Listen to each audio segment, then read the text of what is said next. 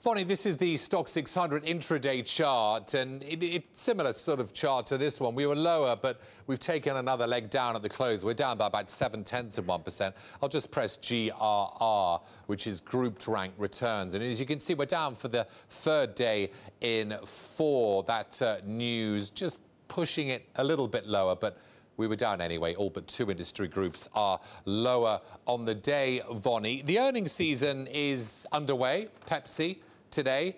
The big banks report later this week. This is a great chart. Corporate profits may slow worldwide in the second half amid weakening producer prices. They're a signal for the change, according to JP Chase. The global producer price index, it says, has an excellent correlation to global earnings delivery. So says JP Morgan's Mislav Matechka, writing in a note. The viewpoint comes, of course, as the earnings season gets underway. The blue line is the OECD PPI, Producer Price Index. The white line is the MSCI World Index trailing EPS growth. We're talking earnings in detail in just a second. That's just a bit of a taster. Sanofi agreeing to buy closely held Protein Sciences for as much as $750 million. It's a deal that's going to bolster its flu vaccines portfolio.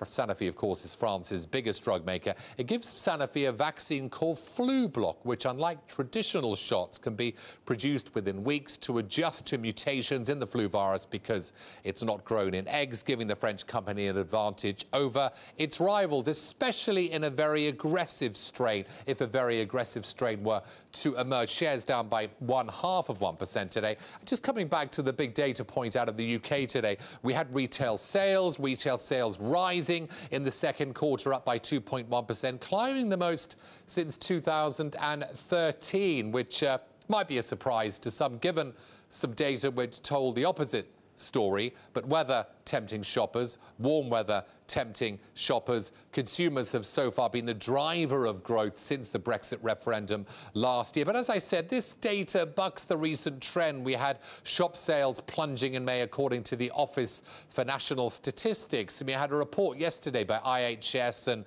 Visa showing consumer spending posting its worst quarter since 2013 in the 3 months through June.